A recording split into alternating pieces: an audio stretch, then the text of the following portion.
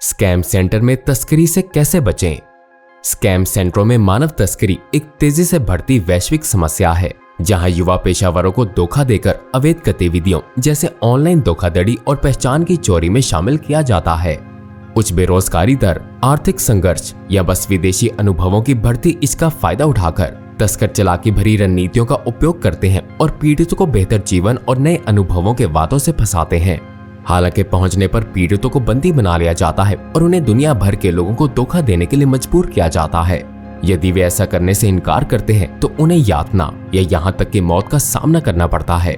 ये एक वैश्विक समस्या है जहाँ 65 से अधिक देशों से पीड़ितों की तस्करी की जाती है और उन्हें एक संयोजित और अत्यंत जटिल तरीके से ऑनलाइन धोखाधड़ी करने के लिए मजबूर किया जाता है, जिससे अरबों डॉलर्स का नुकसान होता है। यहाँ 9 सुझाव दिए गए हैं जो आपको स्कैम सेंटर में तस्करी से बचने में मदद करेगा। शोध करें और समझें। मानव तस्करी के बारे में खुद को शिक्षित करें और तस्करों द्वारा उपयोग किए जाने वाले आम रणनीतियों और संकेतों से खुद को परिचित रखें। संभावित जोखिमों के बारे में सूचित और जागरूक रहने के लिए प्रतिष्ठित स्रोतों, आधिकारिक वेबसाइटों और स्थानीय समाचार चैनलों का अनुसरण करें। जागरूकता ही बचाव की पहली पंक्ति है। नौकरी के प्रस्तावों के प्रति सतर्क रहें। उन नौकरी के प्रस्तावों के प्रति सावधानी बरतें जो सच होने के लिए बहुत अच्छे लगते हैं, विशेष रूप से वो जो आकर्षक लाभ का वादा करते हैं लेकिन जिनमें योग्यता की न्यूनतम आवश्यकता होती है।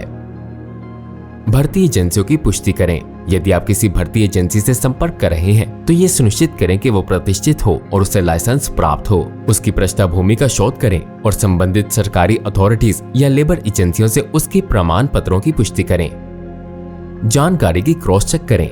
जब आप किसी नौकरी के प्रस्ताव पर विचार कर रहे हो तो दी गई जानकारी की स्वतंत्र रूप से पुष्टि करें। यदि संभव हो तो प्रस्ताव की सच्चाई की पुष्टि करने के लिए कंपनी से सीधे आधिकारिक चैनलों के माध्यम से संपर्क करें। अनाधिकारिक चैनलों से बचें।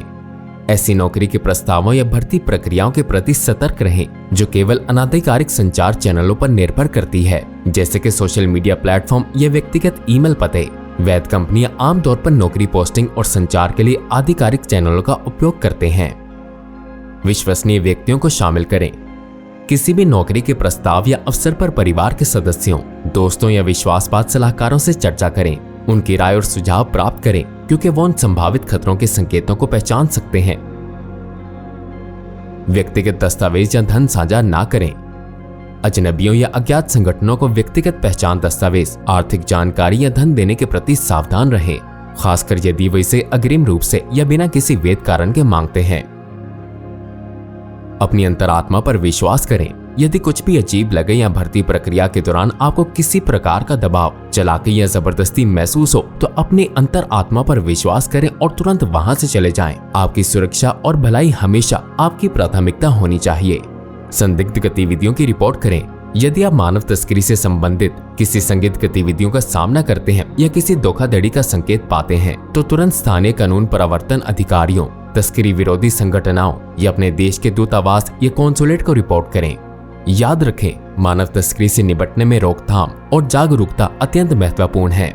सूचित रहकर, सतर्क रहते हुए और विश्वसनीय स्रोतों से सहायता प्राप्त करके आप अपनी सुरक्षा कर सकते हैं और इस घोर अपराध के खिलाफ लड़ाई में योगदान दे सकते हैं।